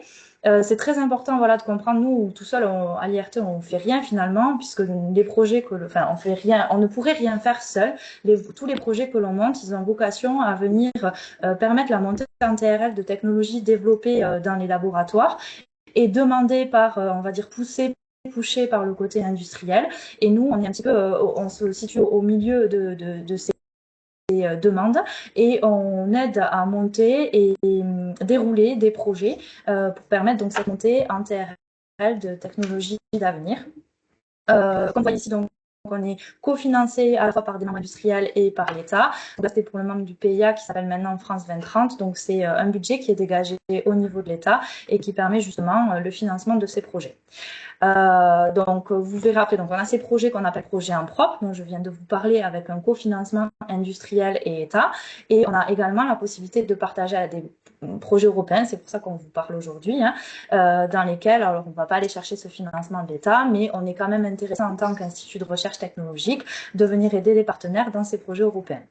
Ça, c'est juste pour vous montrer, je vais aller vite aussi, je vais plutôt aller directement à cette slide-là, que moi, je fais partie de l'axe technologique qui s'appelle Technologie plus verte, où on est focalisé sur des travaux permettant ou ayant vocation à monter, à permettre, l'électrification dans le secteur des transports et donc principalement aviation, mais aussi autres mobilités. Et quand on dit électrification, attendez, désolé, quand on dit électrification, ça veut dire qu'on va travailler à la fois sur la partie source d'énergie, transport de cette énergie, notamment en fait à haute tension pour tout ce qui est électrification du système de transport, et puis également sur la partie moteur, en fait charge, qui est souvent un moteur dans une voiture. Donc tout ça pour dire que on intervient sur la chaîne électromécanique complète. Les projets qu'on a au sein de notre axe vont traiter différents verrous et challenges technologiques qui touchent à la chaîne électromécanique complète. Moi, plus particulièrement, je travaille sur des projets qui ont vocation, qui se concentrent sur la partie conversion d'énergie. Notre objectif étant d'assurer une conversion d'énergie fiable, efficace, dense et évidemment performante pour permettre le fonctionnement total de la chaîne. Voilà, donc au sein de l'axe dans lequel je travaille, on a des projets qui sont, comme je le mentionnais, projets en propre, c'est-à-dire on va chercher un financement à l'État et on a un cofinancement industriel. Et on a également des projets européens dont on va vous parler avec Martha. Bon, donc en fait, pour vous dire qu'on a notre palmarès, si je puis me permettre, des projets, des grands projets européens. Enfin, on a fait partie de plusieurs calls et qu'on a réalisé plusieurs projets européens. Donc ici, vous voyez la liste des projets terminés. On se fiche un petit peu des noms, mais c'est pour vous montrer qu'on a travaillé dans des calls type Clean Sky ou Clean Aviation. Et aujourd'hui, dans les projets qu'on a en cours, on a des projets CheatGU, donc les trois ici, en fait, je suis la chef de projet de ces trois projets, et un projet Clean Aviation. Donc, une des questions qu'on peut se poser, c'est comment est-ce qu'on a identifié le col. Alors finalement, dû à notre positionnement technologique assez unique des IRT, je dirais que la plupart des cas, c'est les project leaders qui viennent nous voir en fait, et parce qu'ils nous trouvent attractifs, notamment on fait notre pub, ou enfin je dirais notre vitrine, mais c'est pas dans le sens péjoratif, c'est vraiment parce que c'est des projets qu'on déroule et qui ont de valeur ajoutée technologique, qu'on essaie de faire rayonner les connaissances puisqu'elles ont vocation à être partagées finalement. Et donc j'ai mis ici le projet Secret Plus dans lequel on se focalisait sur la fiabilité de la technologie carbure de silicium. On a travaillé sur des modules et sur des puces, pardon, mais également sur un système plus complet qui est le module. Et donc, de ce fait-là, on est attractif pour les leaders de projets européens et ils viennent nous chercher pour justement ces compétences, mais aussi notre proximité avec le réseau industriel, puisqu'on travaille au jour le jour avec des Liebherr, des Safran, des Airbus, et également cette vision que l'on a sur la roadmap de nos industriels. Un dernier point qui n'est pas négligé est qu'en fait, au sein de notre IRT, donc moi je vous parlais du centre de compétences, enfin plutôt de l'axe technologique électronique de puissance, mais on a aussi d'autres compétences, notamment des compétences en intelligence artificielle ou en sciences des matériaux, qui sont finalement de plus en plus intéressantes puisque les projets sont de plus en plus transverses. Donc, quand on va venir, par exemple, parler de fiabilité de module, on peut être intéressé à regarder l'aspect matériaux. Est-ce que le gel qui est utilisé pour étanchéifier les modules a des propriétés diélectriques intéressantes ou que sais-je, mais regarder l'aspect matériaux. Et comme nous, dans notre IRT, on est au contact tous les jours, on travaille avec des centres de compétences variés, cela est intéressant pour les partenaires de ces projets. Évidemment, le networking, donc, ça a été dit par la présentation juste avant, est extrêmement important et fondamental en fait. De rester en contact, de savoir valoriser les résultats des travaux que l'on a eus pour vraiment montrer notre savoir-faire et permettre du coup de se projeter ou de se situer sur les appels à projets pertinents pour nous. Bon, je te laisse la parole pour aspect concret. Moi, pour mon expertise, forcément, je vais vous parler un petit peu de quelques aspects par rapport aux finances. En concret, je vais vous parler un peu des paiements, des coûts éligibles, des déclarations de coûts, des audits. Alors, par rapport au paiement, je dirais que l'Europe, elle est quand même assez avantageuse vis-à-vis de la trésorerie des partenaires. En fait, il y a trois échéanciers, on va dire, de financement. Il y a un premier financement qu'on appelle le préfinancing, qui c'est juste au démarrage du projet. Normalement, le premier mois qui démarre le projet, on a déjà ce financement. Ce financement, ça peut être élevé, ça peut être de 30 à 40, et j'ai vu, on a des projets qu'on est arrivé à avoir même le 70% del financement total qu'on avait octroyé. Donc, on peut vraiment travailler, on a beaucoup de trésorerie au démarrage. Après, il y a les paiements intérimaires. Après, il y a les paiements du solde qui c'est de 15%. Alors, pour les paiements intérimaires, il faut comprendre que les projets européens ils sont divisés par période de reporting, que ces périodes, ça peut être de 6 mois, d'un an, de 15, de 18 mois, ça dépend du projet. Donc, à la fin de chaque période, en fait, on nous demande de livrer des reports d'activité et des reports financiers de coûts qu'on a eu pendant cette période. Donc, à la fin de cette période, on livre tout ça à l'Europe. Après, il y a certains échanges entre le project officer européen et le coordinateur et les partenaires. Et quand ils valident ces reports, alors il arrive le paiement. Donc, les paiements, ces paiements intermédiaires, en fait, sont par rapport à ça qu'on a déclaré dans ces reports. Donc, si on a déclaré 100 000 euros, ils vont nous payer 100 000 euros en plus des préfinancements que nous avons, toujours effectivement dans une limite de 80%. Donc c'est pour ça que je vous dis qu'on peut vraiment travailler, on a vraiment la trésorerie pour pouvoir y aller. Alors, quelques données concernant la légibilité des coûts. Il y a beaucoup de règles à l'Europe, beaucoup de règles sur l'éligibilité, sur la façon de faire le reporting. Donc, il y a vraiment, c'est une expertise pratiquement de savoir faire ce type de reporting. Je vous ai mis quelques idées ici qui me paraissent importantes.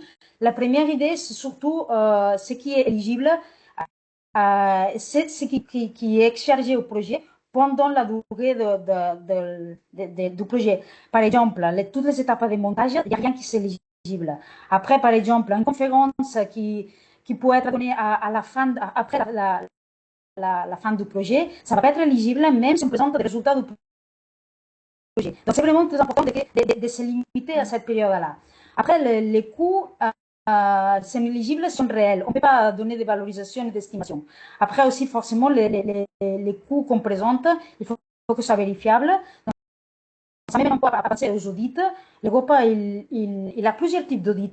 Et chaque fois qu'il y a un audit, on te demande tous les documents qui supportent tous les coûts qu'on a donnés. Et c'est vraiment très sérieux.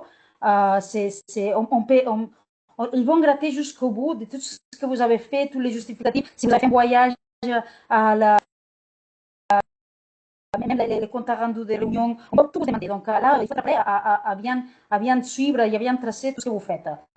Après, il faut dire qu'il ne faut pas mettre des pratiques comptables spécifiques en Europe. Il faut quand même garder les pratiques que vous avez habituellement. Il ne faut pas changer les pratiques. Ils ne veulent pas qu'on change notre méthode de faire. Après, un autre point important, c'est ça qu'il est éligible tout ce qui est en connexion directe avec le projet, tout ce qui sert à faire les projets. Donc, on ne peut pas, s'il y a un audit, ils vont vraiment gratter, ils vont pouvoir trouver s'il y a des choses que vous avez essayé de passer comme éligibles, que finalement, c'est pas en lien direct avec les projets. Donc, il faut vraiment faire attention. Alors, les coûts de personnel, ça c'est très important parce qu'il y a deux façons de déclarer les coûts. Il y a le unit cost ou les coûts réels. Nous, on a choisi toujours les coûts réels. Et donc, pour déclarer les coûts de personnel, il ne faut pas uniquement prendre la fiche de salaire, sinon qu'il faut utiliser la règle de l'Europe, qui ça veut dire il faut calculer des taux journaliers moyenne pendant l'année. Alors, ces taux journaliers, c'est des règles qui ont l'Europe. Et l'Europe, par exemple, il dit en année, vous pouvez travailler 215 jours. Donc, pour faire le taux journalier, vous prenez votre coût de salaire, vous enlevez des primes, par exemple, qui ne sont pas éligibles, et là, vous les divisez par 215. Donc, ça donne un taux journalier, qu'après, vous allez multiplier par les jours. Donc, c'est important parce que si vous avez une personne à 100% sur le projet, s'il travaille plus de 215 jours, les jours qui sont au-delà de 215, ils ne sont pas éligibles à l'Europe.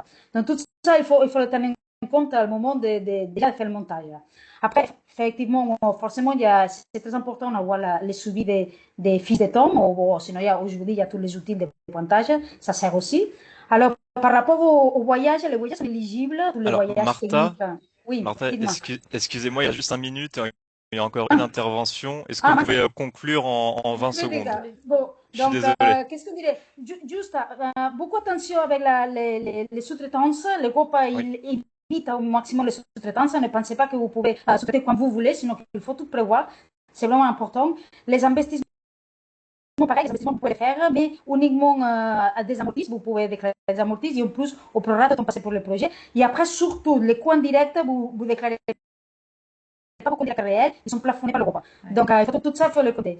Et après, les autres sujets, on voulait dire que surtout, il y a beaucoup de travail de management qu'on sous-estime quand on ne le connaît pas. Il y a beaucoup de réunions, beaucoup de reporting à faire, beaucoup de justificatifs à faire. Et finalement, je voulais juste faire un petit point très court sur des aspects juridiques. Donc, je pense que ça ne va pas vous surprendre. Les BIP, les Background Intellectual Property, ils restent propriété del partenaire qui l'apporte. Quand les résultats sont individuels, vous êtes propriétaire de vos résultats. Si les résultats sont communs, Donc, tout ça, c'est assez logique. Et après, à savoir que l'Europe, il a la philosophie surtout d'aller sur la science de l'open science. Donc, il essaye d'éviter tout ce que c'est confidentiel, mais si pour les partenaires industriels, il y a combien de négociations à faire et c'est faisable. Voilà, j'essaie de très vite, très speed. Voilà. Super, Alors, super. juste pour dédramatiser, parce que là, on a beaucoup d'informations, notre réseau, justement, accompagne les PME dans tous ces aspects-là, pour que ce soit plus clair dès le départ. Voilà. Très bien. Oui, en fait, il faut Bonne tenir chose. compte de la phase de montage, c'est sûr. Ouais. Mais s'il n'y a pas cette expertise, des fois, on se donne des surprises. Ouais. Allez, en tout cas, merci beaucoup Marina et Martha. Merci beaucoup. Ouais. Ouais, avant de passer les cours session de questions-réponses, peut-être je vais laisser la parole à Marielle Campanella d'Actantis pour la présentation du projet Astérix. Oui, merci beaucoup Félix. Je vais partager mon écran. Est-ce que tu peux me confirmer que vous C'est le possible. voyez bien et que les passages de slide fonctionnent? Oui, on le voit, c'est bon. Merci beaucoup Marielle. Ouais, très bien. Merci beaucoup. Donc effectivement, il est intéressant de garder à l'esprit effectivement que les dispositifs européens permettent des accès à des financements, mais pas que. Ça permet aussi un accès à différents services d'accompagnement qui sont même développés par des projets européens. Et c'est ce quoi je voudrais vous parler brièvement par le dispositif Astérix. Donc en fait, Astérix auquel le pôle de compétitivité Actantis fait partie. Je me suis pas présentée.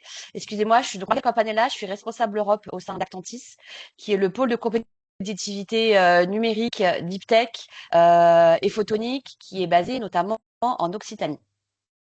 Et donc, Astérix, c'est le centre de compétences français en microélectronique qui a été mis en place l'année dernière dans le cadre du CHIPS européen et donc qui est cofinancé à la fois par l'Union européenne dans le cadre du programme Digital Europe ChipsEU et par également le dispositif France 2030, donc un cofinancement national et européen.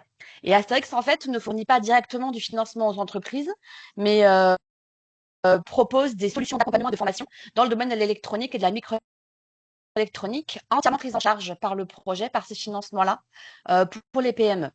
Donc, les centres de compétences en microélectronique, en fait, constituent, si on peut dire, les premiers points d'entrée pour les utilisateurs, principalement les PME et les startups, qui souhaitent développer des solutions électroniques et microélectroniques, en les guidant pour accéder en fait aux différentes infrastructures qui sont mises en place par l'Union européenne dans le cadre du CHIPS Act, et qui comprend notamment la plateforme de design et les lignes pilotes, telles que ça avait été évoqué par Récif précédemment, et le tout dans un objectif de renforcement de la souveraineté européenne.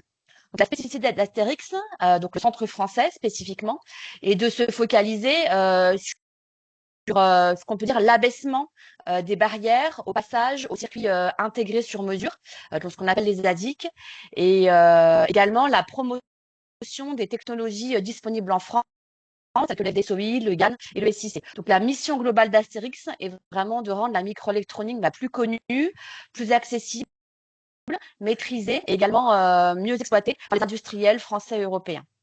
Donc Astérix en fait décline son offre autour de services selon deux grands axes. Donc d'un côté la sensibilisation, l'acculturation et la formation continue adaptée aux besoins du secteur, à destination des décideurs, des techniciens, des ingénieurs. Et ensuite, un accompagnement individuel pour les entreprises, donc essentiellement PME et start-up, sur les opportunités technico-économiques pour le passage aux circuits intégrés spécialisés. Donc plus spécifiquement, le passage aux ASIC, donc c'est-à-dire des circuits intégrés qui sont spécifiques à une application, par rapport à des solutions plus généralistes type FPGA, est particulièrement intéressant puisque ça permet d'offrir en fait des gains significatifs pour les systèmes électroniques, notamment en termes de production de volume. Et ça se concrétise par des gains en performance, une amélioration de l'efficacité énergétique et environnementale et des dispositifs électroniques qui intègrent ce type de composants. Également des avantages économiques et bien entendu un gain en souveraineté européenne, ce qui fait partie des mots-clés du CHIPS Act au niveau politique européenne. Concrètement, donc sur le premier volet formation, Astérix est en train de déployer deux types de formation. Donc, tout d'abord, un volet formation et acculturation pour les acteurs et les décideurs concernant les opportunités de la filière microélectronique, notamment business, sur les sujets ASIC et ASSP. Donc, il y a des modules de formation spéciales start-up, investisseurs, PME et dirigeants qui sont en train d'être mis en place. Ces modules sont en train d'être créés et les premiers modules de formation seront dispensés en ligne à compter du mois d'octobre. Et ensuite, d'autres modules de formation, cette fois-ci plus formation plus technique et académique, sont actuellement déployés à direction d'un public davantage ingénieurs et techniciens sur les technologies FDSOI, GaN, SiC et dérivés, et également sur l'efficacité énergétique. Donc, les premiers modules de formation ont déjà eu lieu sur le mois de mai à Toulouse en présentiel. Et une deuxième vague de formation est prévue les 19, 20 et 21 octobre. Les modules d'introduction auront lieu en distanciel, sous la forme d'une demi-journée en ligne. Et ensuite, des modules d'approfondissement sous la forme de 2 jours et demi en présentiel à Tours, cette fois-ci, sont prévus. On pourra vous faire parvenir les liens si ces sujets vous intéressent. Sachez que les formations sont complètement subventionnées et gratuites pour les PME et les startups françaises. Donc, si vous êtes partie de cette catégorie-là, n'hésitez pas à vous inscrire. Il y a absolument aucun élément à payer pour les PME et les startups. Et donc, le deuxième volet, comme je vous l'ai parlé, effectivement, c'est le processus d'accompagnement technico-économique pour une entreprise qui aurait un projet de développement de circuits intégrés spécialisés de type ASIC. Et ici, on déploie un processus d'accompagnement étape par étape qui va donc de l'analyse d'opportunité, puis l'étude de la phase de faisabilité qui prend en compte à la fois les aspects coûts, performance et également économiques, avec ensuite des fléchages vers les infrastructures qui sont les plus pertinentes, plateformes de design, lignes pilotes qui font partie du CHIPS Act. Il y a des dispositifs de gate, de go-no-go à chaque étape. Et le travail d'Astérix ici, c'est vraiment de vous orienter vers les bons partenaires et les bons experts externes pour faire les meilleurs choix techniques sur toutes vos phases de développement de projets ASIC. Et de la même façon que pour les formations, cet accompagnement est complètement gratuit, donc pris en charge par le projet pour les PME et pour les startups. Donc derrière ce dispositif, en fait, à Astérix, vous trouvez en fait un maillage territorial qui est porté essentiellement par des clusters et des pôles de compétitivité. Donc le pôle de compétitivité immunologique est le coordinateur d'Astérix, et on y trouve également plusieurs pôles de compétitivité en région, dont Actantis en région Occitanie, et également l'association Captronic qui est également présente en Occitanie. Et on trouve également le CNFM qui représente toutes les universités académiques microélectroniques en France. Et sachez qu'il existe un centre de compétences dans chaque État membre européen, chacun ayant sa spécificité technologique.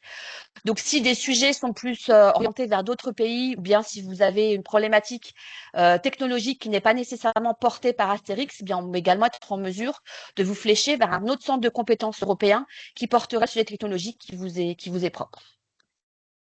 Et comme je vous l'ai dit, on est sur un double financement à la fois ChipsGU Europe et également France 2030, supporté par la Banque des Territoires, la Caisse des dépôts. Et donc, sachez que le dispositif existe maintenant depuis environ 1 an et va durer en tout 4 ans, donc jusqu'à la mi-2029. Donc, vous aurez normalement accès à diverses informations, des programmes de formation tout au long de ces 4 ans de façon régulière. Voilà, donc pourquoi faire appel à Astérix? Donc à la fois effectivement pour la partie formation, comme je vous l'ai dit, développement des talents, programme de formation, de sensibilisation, mais également de formation académique, continue et technologique. Et ensuite la partie accompagnement technico-économique sur les parties d'intégration de composants ASIC. Nous n'avons aucun parti pris technologique. Comme vous l'avez vu, nous sommes tous des associations qui menons ce projet-là. Donc, c'est vraiment important pour les entreprises. Et les services de formation et d'accompagnement sont subventionnés à 100% pour les PME via le dispositif France 2030 et la ChipsGU. Vous avez ici oui, effectivement, on a une enquête des besoins qui est actuellement ouverte en permanence. Donc, si vous voulez vous manifester auprès de nous, vous pouvez également scanner ce QR code pour nous faire savoir quels sont vos besoins et on manquera pas de vous recontacter par la suite. Voici néanmoins les visages qui sont derrière Astérix. Donc, vous avez côté Actantis, donc moi-même, Marielle Campanella, responsable Europe. Et également, j'ai Captronic, Béatrice Pradarilli, qui est également connectée, si je ne me trompe pas, qui peut également vous renseigner côté Occitanie. Voilà, merci beaucoup Félix pour ce petit créneau à la volée, si je puis dire. Et puis, on reste disponible si besoin. Merci.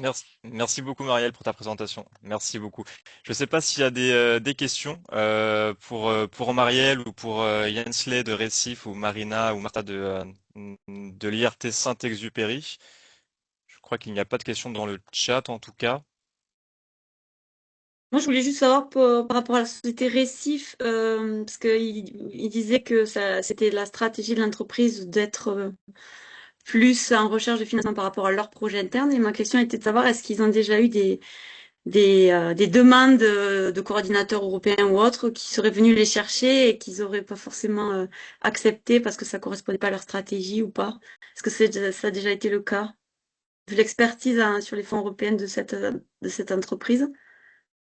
Alors, je ne sais pas si Jensle est Il est encore encore avec nous. connecté ou pas? Je sais pas. Non, non, et je Ah, vois que, bon, c'est pas grave. ouais, je vois que le temps passe. Bon, en tout cas, si vous avez des Ouais. questions, n'hésitez pas à les transmettre aux différents intervenants. On vous transmettra leurs données en même temps que la présentation. Et je vais peut-être laisser Jean-Marc Dessapt conclure ce webinaire. Donc, Jean-Marc, Oui, je te merci. laisse la parole. Très bien, merci Rodrigue. Donc, du coup, Émilie, je pense qu'il faudra poser cette question en direct pour avoir la réponse. Moi, je voudrais remercier d'abord tous les intervenants collectivement parce que les présentations ont été tout à fait synthétiques, concrètes, pratiques. En tout cas, en essayant de me mettre à la place d'une entreprise qui se pose des questions sur l'utilisation de ces appels à projets et de ces programmes européens. J'espère que c'est un bon point de départ pour que l'exploration ensuite passe en phase active. Et la deuxième raison de vous dire merci à tous, hein, Vincent, Émilie, Marina, Martha, Yensley, Marielle et Marie, c'est de constater que c'est un bon exemple, ce webinaire, sur une filière stratégique, économique de puissance, de notre fonctionnement en équipe dans la Team Europe Occitanie. Ça, c'est vraiment le cas. Et je pense qu'il faut que nous continuions de cette manière-là, surtout sur les secteurs identifiés comme stratégiques par la région dans sa politique de développement économique. Enfin, j'aurais voulu dire un mot du fait que du côté d'ADOC, on peut être en capacité, et ça viendrait en bon complément avec les capacités du réseau EN, d'utiliser nos relations bilatérales avec certaines régions d'Europe pour faciliter des recherches de partenariat. Alors, parmi toutes les régions d'Europe avec lesquelles nous travaillons ou avons des relations même institutionnelles formalisées parfois, il y en a une, mais je pense que vous la connaissez tous déjà, c'est le Land de Saxe, pour lequel le sujet de l'électronique de puissance a déjà donné lieu à des échanges. Je parle sous le contrôle de Frédéric. Mais pour ce qui est des autres, ça peut venir de manière différente, c'est-à-dire que vous pouvez aussi nous demander d'explorer les possibilités. Ou alors, si vous-même connaissez une entreprise, et donc je vais les citer maintenant, ou un partenaire qui vous paraît intéressant a priori, du Land de Hambourg, du Land de Saxe, je l'ai déjà cité, du Land du Bade-Württemberg, d'Écosse, de Norvège, de Catalogne. Là, j'ai cité vraiment ceux avec lesquels nous avons les relations les plus étroites. Surtout, n'hésitez pas à nous solliciter. Vous pouvez passer par Félix et nous ferons en sorte de lancer les sondes utiles pour avoir là aussi des possibilités de mise en relation avec des partenaires pour du montage de projet s'il y a un intérêt de votre côté. C'est le mot de conclusion finalement, c'est maintenant passons à l'action et comptez sur nous aussi pour continuer la veille sur les appels et pour rester très très précis sur cette veille. C'est-à-dire que n'hésitez pas à revenir vers Félix par exemple pour avoir la date précise de remise des candidatures, tous les jalons intermédiaires et tous les détails que vous pourriez souhaiter avoir. Je vous remercie. Merci beaucoup Jean-Marc. Donc Jean-Marc, directeur opérationnel à l'agence ADOC. Donc merci beaucoup. Je crois on peut clôturer ce webinaire et on vous enverra très vite du coup la présentation et les contacts ainsi qu'un court questionnaire de satisfaction et on vous enverra aussi quelques appels pour savoir si vous êtes intéressé et quelles sont les prochaines étapes à suivre pour vous. Donc il ne nous reste plus qu'à nous dire au revoir et encore désolé pour ces 10 minutes de retard. Au revoir, Merci, merci. au revoir. Merci beaucoup, au revoir. Merci beaucoup, au revoir. Merci, Au revoir. Au revoir. Merci, au revoir.